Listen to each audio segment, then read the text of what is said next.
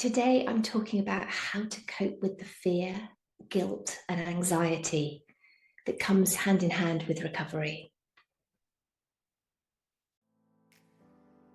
Welcome to Fly to Freedom, the Anorexia Recovery Podcast. This podcast is for you if you're living in a restrictive eating disorder or supporting somebody else. I'm Julia Trehane, your host, an eating disorder recovery coach. And I lived in 40 years of anorexia, orthorexia, and exercise addiction before my recovery journey led me to complete freedom. Wherever you are in your recovery journey, this podcast is for you to help you grow and heal. Let's get on with the episode. Hey everyone, welcome back to another episode. And recovering from an eating disorder involves so much fear. Honestly, when I was living in anorexia, I was basically living a completely fear-based life, and I lived in a state of perpetual anxiety. If you imagine a building with 10 floors, and the first floor, the ground floor, is like totally zen, totally calm, totally peaceful. And as you go up in the lift, elevator, whatever you want to call it, each floor changes and you get a little more anxious, a little more stressed, a little more worried, a little more concerned about the future, until when you reach floor 10, the top floor, you're completely in the panic zone where you just cannot think and everything is just fear, fear, fear. When you're living in an eating disorder, you're kind of living on floor 7 or 8 all the time. You're constantly searching for things to worry about. And that's because when your body and brain are malnourished, they don't feel safe. And they're constantly searching for danger to try and keep you safe. But at the time, I just didn't realize that. And I was just living in this fear. And when anything came along, any obstacles, anything that was more difficult than the basic day-to-day living, it was only a very tiny journey, just like 2 floors, to get into the panic zone, to get into where I was just so stressed. And I rarely went below floor 8. I was constantly anxious all the time. And then when you start recovery and you have to face those fears that the eating disorder is telling you are so awful, that you have to face the idea of gaining weight, of losing control, or that's what it feels like, because it feels like when you are doing what the eating disorder says, you're somehow in control. You're somehow coping with the world. So when you start to face the fears and do the things the eating disorder is screaming at you not to do, you're literally on floor 10 straight away, in the panic response all the time. And when you're in that panic response, your rational mind goes offline and you're in the fight or flight response. So, I was constantly like that all the time. Any little thing, and I was overwhelmed. I was totally panicked and I didn't know how to do things. So I would restrict some more. And that brought me back down out of the panic zone each time. But of course, it didn't help me move forwards, and it didn't help me to stop living in the constant anxiety. So how do we face fear and anxiety in recovery?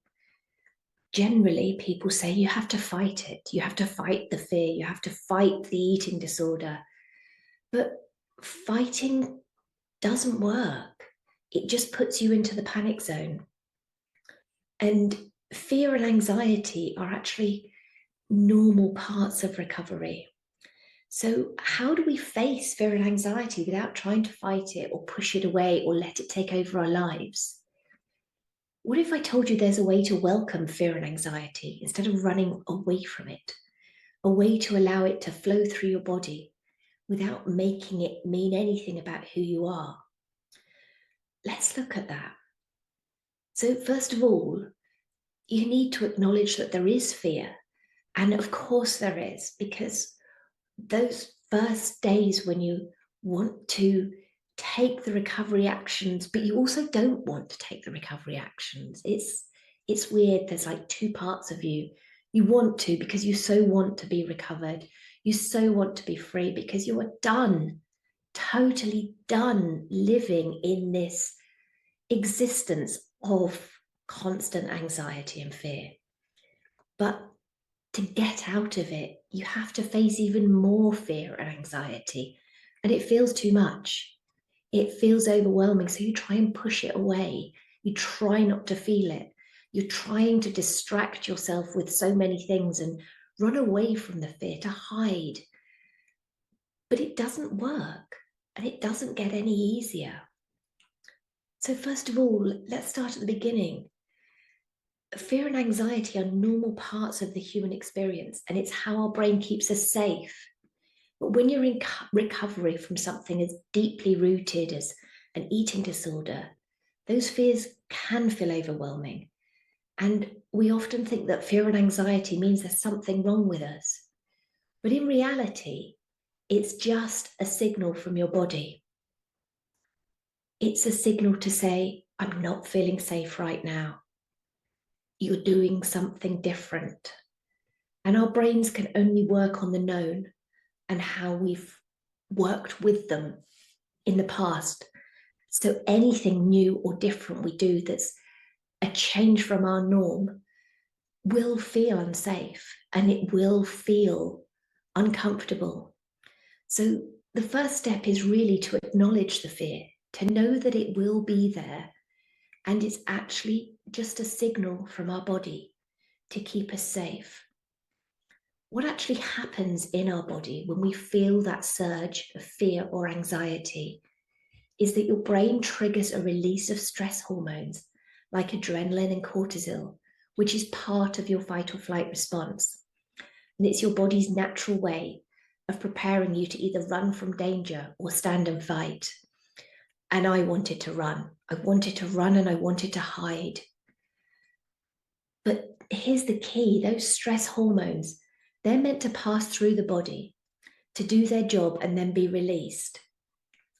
But the problem comes when we actually try to resist the feelings or push them away. That resistance, that pushing away, can actually keep those stress hormones circulating for far longer than they need to be, which intensifies the anxiety. So instead of fighting and pushing it away, what if we could allow those feelings to come and let them move through us and trust that they will pass? I mean, I know it sounds counterintuitive because you just feel like, I don't want to feel this. I can't feel this. I need to hide or run away from it. But the best way to move through fear is not to fight it, but to welcome it. When you feel the fear, imagine saying, I see you, I feel you, and it's okay that you're here. Acknowledging the fear, not labeling it as bad or dangerous, but noticing that your brain is signaling to you. And when you acknowledge it, you're signaling back to say to your brain that I'm safe. My body doesn't need to keep pumping out stress hormones. So first of all, totally just acknowledge it. Know that it's coming, and know that this feeling is just stress hormones being released into your body. And it doesn't mean anything about you at all. So often it's the fear of the fear that is the problem. We don't want to feel that feeling of fear, so we push it away and we fight it. The actual recovery actions are not as scary as the fear of the fear. So reassure yourself that this is fear of fear, and it's there because you're doing something different. It's just a signal from your brain to say, you're doing something different. This isn't how you've worked. I'm going to send you an alarm, a signal to say that I don't feel safe right now. But when you acknowledge that fear, you're signaling back to your brain and you're telling it, It's okay. This is fear, and it's a stress hormone that's been released in my body. It will pass. So just acknowledge that the fear is there, and it's going to be there because you're doing something different, not because you're in danger. I just want to take a moment to share something I think will make your day just a little bit brighter. If you're someone who's looking for a simple way to infuse your mornings with a little more positivity and love, I've got something special for you. I'm thrilled to introduce my daily love emails, a little dose of encouragement and inspiration delivered right to your inbox every single morning. They're designed to set the tone for your day with mantras, affirmations, and gentle reminders to help you start your day with intention and love. Whether you're feeling overwhelmed, stuck, or just need a little pick-me-up, these emails will give you the gentle nudge you need to move forward with clarity and purpose. And as a bonus, every week you'll get an exclusive sneak peek of my upcoming podcast episode, plus extra resources to help you on your journey. So if you're ready to start each day on a positive note, head to the link in the show notes and sign up for my daily love emails. It's completely free, and I can't wait to be a part of your morning routine. Click the link, sign up, and let's make every day a little bit brighter together. I'd like to do a little exercise. Close your eyes, unless you're driving, of course, and take a deep breath. Think about something that has been causing you anxiety or fear. Now, without judging it and labeling it or trying to change anything about it, just notice how it feels in your body. Is there a tightness in your chest, a knot in your stomach, a fluttering? How does your throat feel? Is it in your jaw or in your head? Whatever it is, just let it be there. And now, instead of pushing it away, just say, either in your head or out loud, this is just a feeling. I can let it be here. It will pass. How does that feel? Did the intensity shift? Did the feeling change even just a little bit? When we allow the fear and anxiety to be there without resisting it, those stress hormones naturally begin to reduce. Think of it like a wave. The feeling rises, peaks, and then naturally falls if you don't get caught up in fighting it. It just has the space to come and go. So when you're faced with fear, when you want to take a recovery action and you don't want to at the same time, because it's okay to feel both. It's likely that you're going to feel both, and that's normal. It's okay to have that.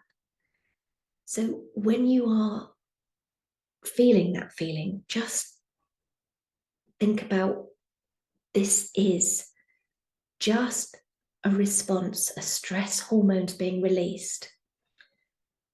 They will pass.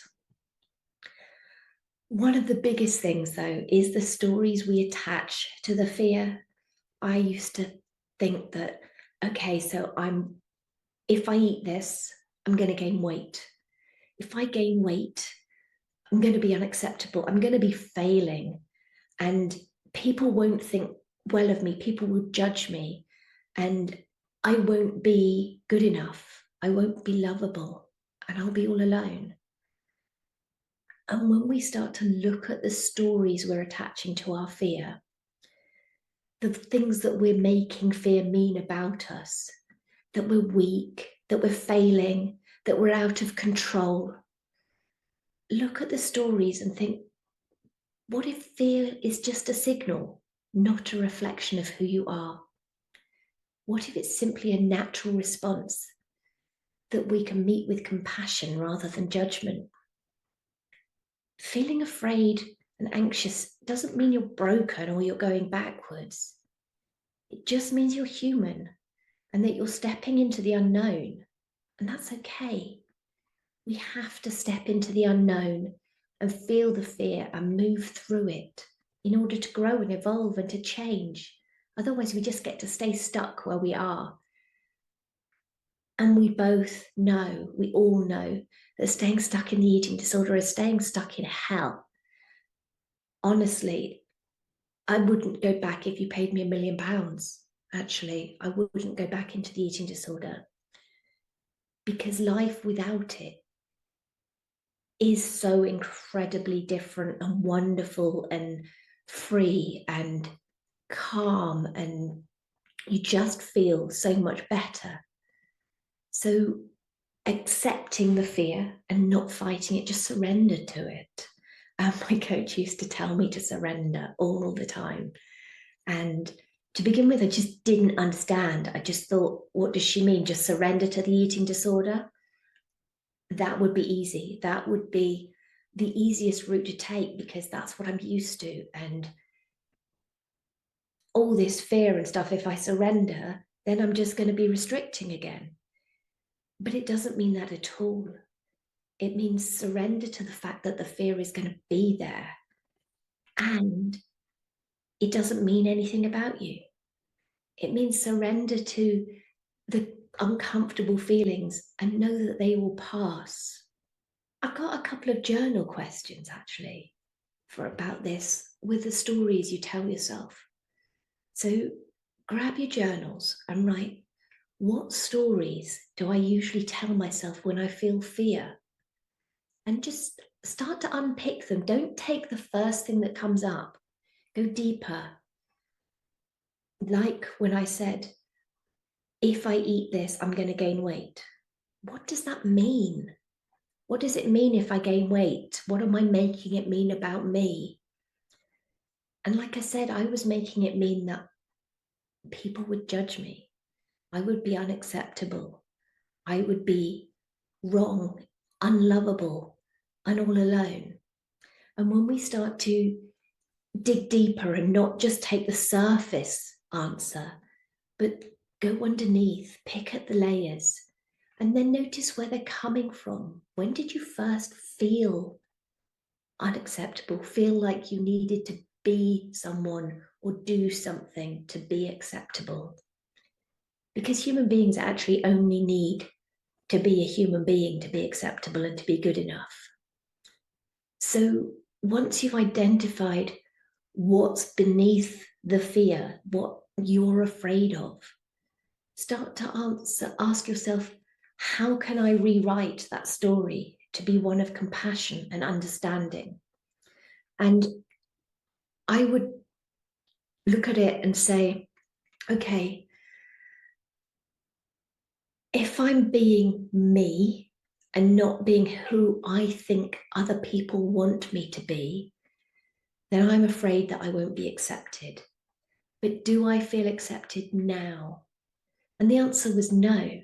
I always felt I had to meet these incredibly high expectations I had of myself in order to have even some semblance of being accepted. I always thought I had to look a certain way, behave a certain way. I always thought I had to be the fit one, the thin one, the one who was always dressed nicely, the one who always put other people first and did things to make them happy rather than to make myself happy. And I always thought that by sacrificing who I was would make me acceptable to other people.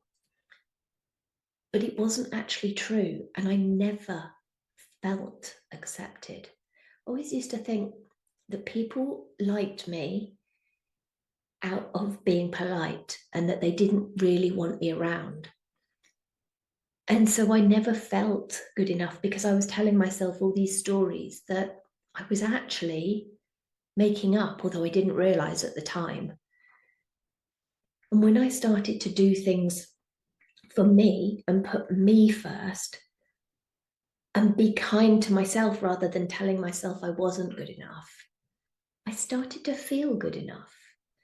And when I started to face the fear and do the actions, I started to realize that doing the actions wasn't actually as scary as the thought of doing the actions.